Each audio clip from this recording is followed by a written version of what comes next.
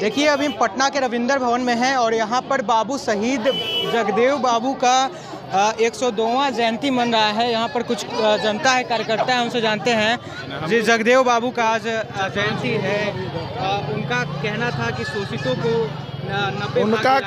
90 भाग शोषित है, भाजपा देगी, समृद्ध है। तो हम लोग 90 भाग को ही लेके चल रहे हैं। पिछड़ा, अति पिछड़ा, दलित, शोषित को लेके चल रहे हैं। इसीलिए हम लोग हर महापुरुष की जो भी देश के लिए, बिहार के लिए अच्छा काम किए हैं, उनकी जयंती और उनकी पुण्यतिथि मना रहे हैं। क्या कहिएगा सम्राट चौधरी को लेकर? जिस तरह से बयान उनका आया था कि मुरेठा खोलने के बाद अब तो नीतीश जी एनडीए में शामिल हो गए हैं। नीतीश जी उधर 17 महीना में उब गए हैं। वो पिछला 15 साल वाला दोहराया जा रहा था। वो सुशासन की काम किए थे, एनडीए के साथ में रह के 17 महीना में बर्दाश्त नहीं हुआ उन लोगों का क्रियाकलाप। फिर से एनडीए में उनकी घर वापसी हुई है। हम लोग मिलके, हमारे यशस्वी प्रदेश अध्यक्ष जो अभी उप मुख्यमंत्री बने हैं, मिलके बिहार को समृद्धि की ओर ले चलेंगे। परिचय बताइए अपना। मेरा नाम गौतम पुट्टू यादव हुआ, जिला उपाध्यक्ष संगठन जिला बाढ़। क्या कहिएगा, आज जगदेव बाबू का जयंती है, 102वां जयंती। उनका नारा क्या था? क्या वो नारा पर भाजपा अमल करेगी? देखिए, इकलौती भारतीय जनता पार्टी ही है जो उनके नारा को लेकर के आगे चलने का काम कर रही है। नहीं तो जो कोई पार्टी सामाजिक न्याय का ढोंग कर रही थी, केवल सामाजिक न्याय के नाम पर छाती पीट रही थी, ऐसे लोग सत्ता को केवल और केवल अपने परिवार की जागीर समझते थे।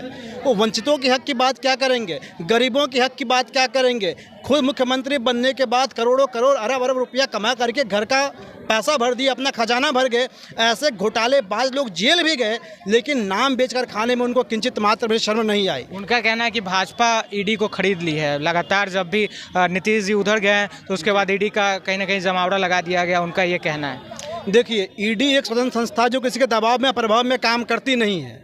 होता है क्या है कि भाई जो जोर होता है ना, उसको सामान्य आदमी भी पुलिस ही नज़र आता है। तो उनको लगता है गठबंधन ऐसे है। लेकिन मैं एक बात बता दूं आपको, अगर ईडी अपना काम कर रही है और भाजपा के दबाव में भी काम क्यों नहीं कर रही है, तो इसके लिए भी भारत और बिहार की जनता ने भाजपा को वोट किया ताकि एक मजबूत सरकार देश में आए और ऐसे घोटालेबाजों को चुन चुन कर जेल की सलाखों के पीछे रखा जाए। जो सत्ता को परिवार के जागीर समझते हैं, जो देश के संसाधन को अपनी बपौती समझते हैं, जो देश के पैसा को लूटने में यकीन रखते हैं, भाजपा ऐसे लोगों के खिलाफ हमेशा खड़ा रहा है, हमेशा खड़ा रहेगा।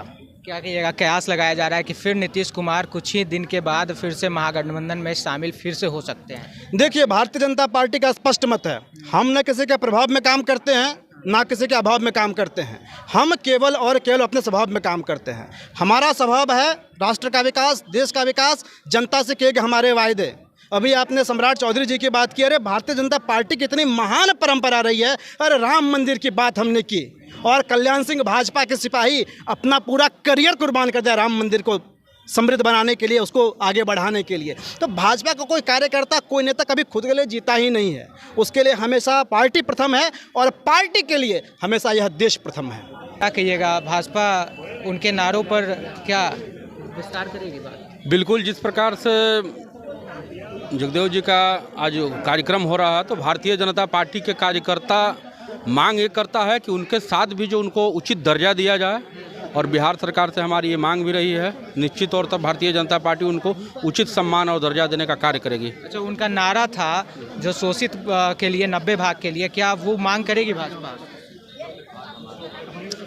सबसे बड़ी चीज़ है कि भारतीय जनता पार्टी हमेशा गरीबों के लिए, वंचितों के लिए काम की है और कहीं ना कहीं उनका जो मांग है उसको पूरा करने का काम करेगी। ये विश्वास है, भारतीय जनता पार्टी का संस्कार है। अभी हम रविंद्र भवन में हैं और यहाँ पर बाबू जगदेव जी का 102वां जयंती मनाया जा रहा है भाजपा के द्वारा। यहाँ पर जनता थे, हम जनता से राय जान रहे थे कि क्या कुछ ये सोचते हैं। इस वीडियो के बारे में आप क्या सोचते हैं? प्रतिक्रिया कमेंट करके रखिएगा। धन्यवाद।